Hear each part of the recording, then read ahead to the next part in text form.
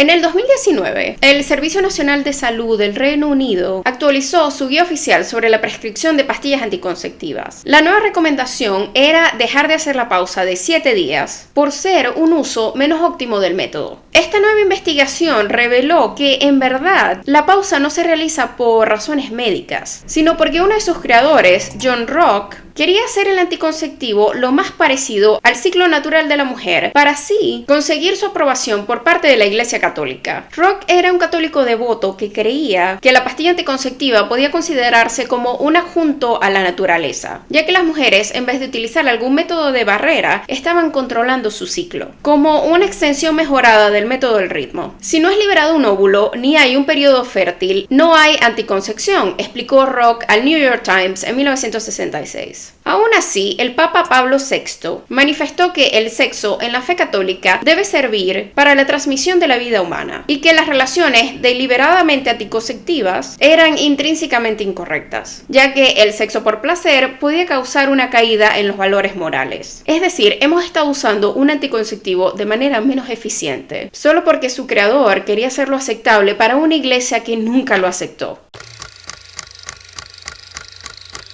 Hola, Andrea, espero que estés muy bien y en el video de hoy vamos a hablar acerca de la creación de la píldora anticonceptiva y que tuvo que ver el racismo y el colonialismo con todo esto. Este es básicamente un video de This is why we can't have nice things. Pero antes de todo esto, si te interesan este tipo de temas, suscríbete a mi canal. Dale click.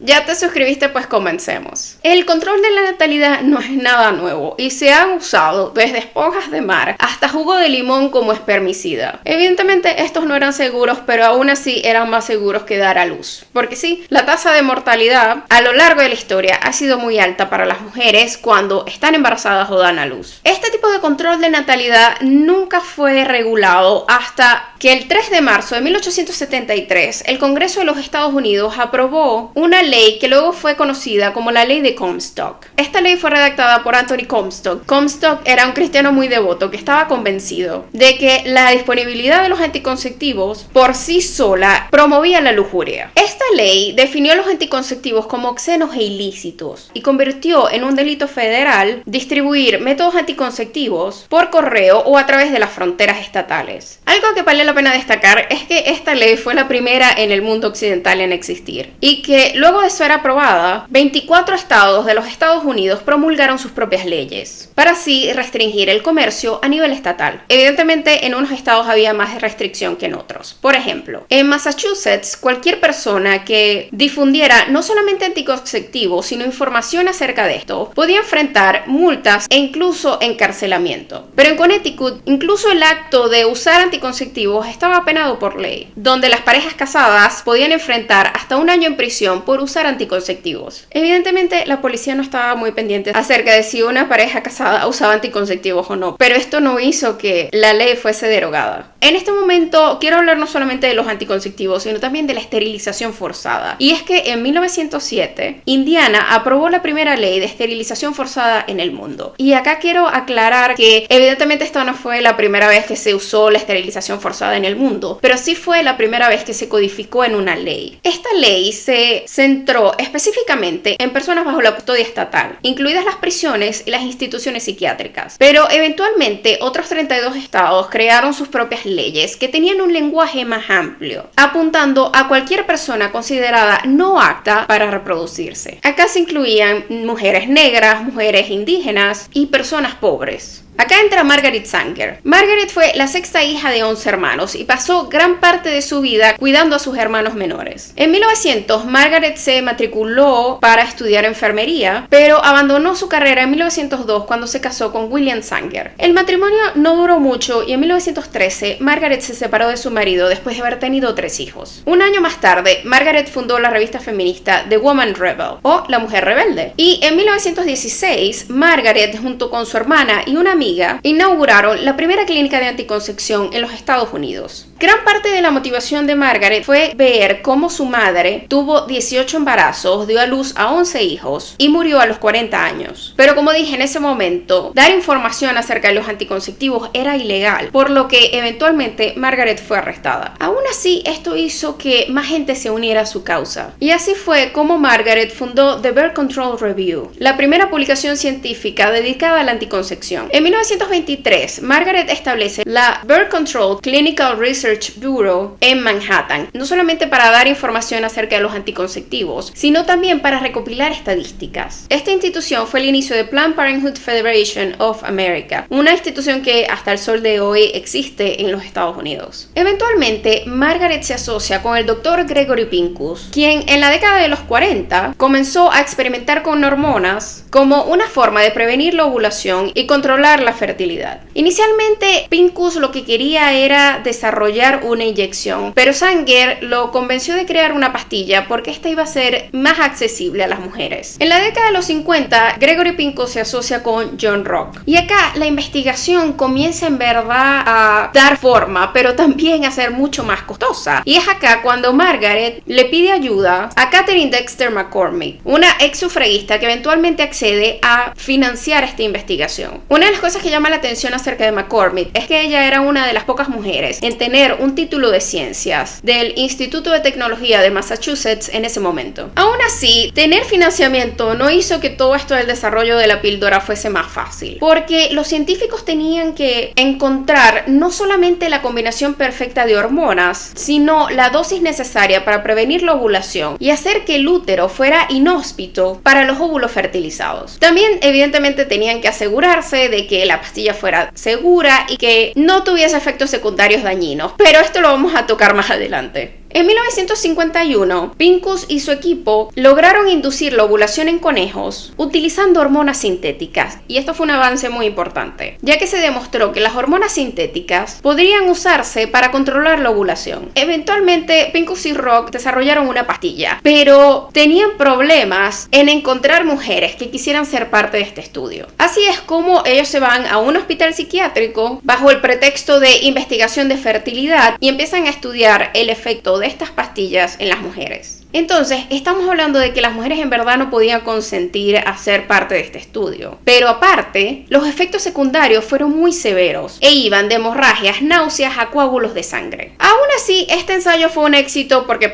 la pastilla sí funcionó como método anticonceptivo. Pero sin ensayos humanos a gran escala, la Food and Drugs Administration, la FDA, no iba a probar esta pastilla en humanos. Y como dije anteriormente, en los Estados Unidos era ilegal en muchos estados incluso hablar acerca de métodos anticonceptivos. Y así es como Pincus y Rock terminan en Puerto Rico, donde no solamente estaban aprobados los anticonceptivos, sino que las autoridades apoyaban el control de la natalidad como una forma de control de la población. En ese momento habían 67 clínicas que dispensaban métodos anticonceptivos en la isla. Pero no solo esto, Pincus también pensaba que, si una mujer pobre, sin mucha educación, podía utilizar este método anticonceptivo de manera fácil, era más viable venderle este método a las mujeres. Porque una de las grandes críticas era que el uso de un anticonceptivo oral iba a ser muy complicado para que nosotras lo entendiéramos. Así fue como en 1956 se comenzaron las pruebas, siendo la compañía farmacéutica G.D. Searle la que proporcionó las pastillas para la investigación.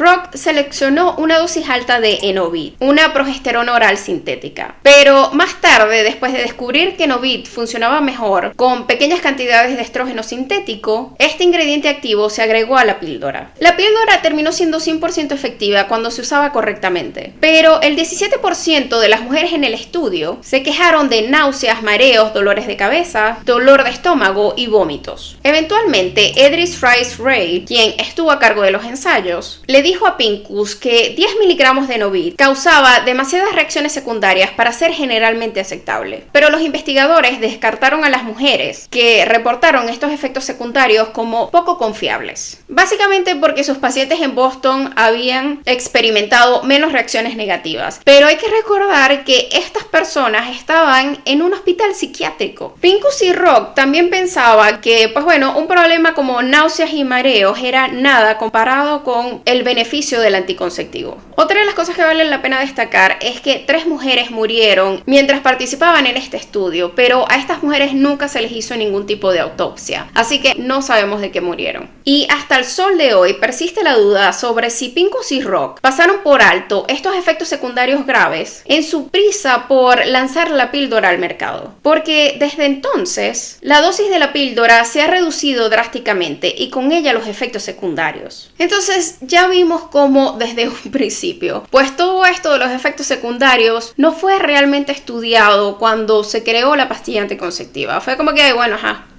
la mujer va a sufrir y ya. Y siento que desafortunadamente esta perspectiva es algo que no ha cambiado. Otra cosa que vale la pena destacar es que a las mujeres en Puerto Rico no se les dijo que iban a ser parte de un estudio, ni que la píldora era experimental, ni que podían haber efectos secundarios. Es decir, hubo una verdadera falta de elección informada. Pero en ese momento, la investigación con seres humanos estaba mucho menos regulada que en la actualidad. Los estándares de consentimiento informado eran mínimos y solo se requerían las pruebas de toxicidad más básicas para los ensayos en humanos. En 1960, la FDA inicia el proceso de aprobación de la píldora, concluyendo que los beneficios de la píldora en cuanto a prevención de embarazos no deseados superaban los riesgos de posibles efectos secundarios. Inicialmente, la píldora solamente estaba disponible bajo receta médica y estaba sujeta a estrictas regulaciones sobre su comercialización. Pero la Corte Suprema dictaminó que los estados no podían negar la venta de los anticonceptivos a las parejas casadas. Es decir, las mujeres solteras legalmente no podían tener acceso a este medicamento. Evidentemente esto no hizo que las mujeres lo dejaban de comprar. Muchas lo que hacían era utilizar un anillo de matrimonio e ir al médico para pedir la receta. 7 años después, en 1972, la Corte Suprema de los Estados Unidos anuló un estatuto de Massachusetts que prohibía la distribución de anticonceptivos a personas que no estaban casadas. Acá también quiero hablar un poco acerca de Margaret Sanger, porque ella también tiene un legado un poco inquietante. Y es que en un artículo de 1921 ella escribió: el problema más urgente de hoy es cómo limitar y desalentar la sobrefertilidad de los deficientes mentales y físicos. Entonces mucho se habla acerca de cómo ella quería controlar la natalidad de personas que ella no veía como aptas para reproducirse. Aún así, hay feministas como Gloria Steinem que creen que esta retórica pudo haber sido menos sincera y más una maniobra política para ampliar el atractivo del control de la natalidad. Y todo esto tiene que ver por, bueno, las leyes de la época. Como ya dije, había incluso una ley de esterilización forzada. Entonces, si tú le vendes a la gente esta idea de que las personas no aptas, entre comillas, de acuerdo a ellos, no van a poder reproducirse, pues vas a buscar no solamente más gente a la causa, sino también más financiamiento. Pero Margaret Sanger murió en 1966, así que en verdad no podemos preguntarle acerca de lo que dijo en ese artículo. Pero bueno, ¿qué te parece todo esto? Déjamelo en los comentarios y como siempre, si te gustó este video no olvides darle me gusta y suscribirte al canal. Nos vemos en la próxima.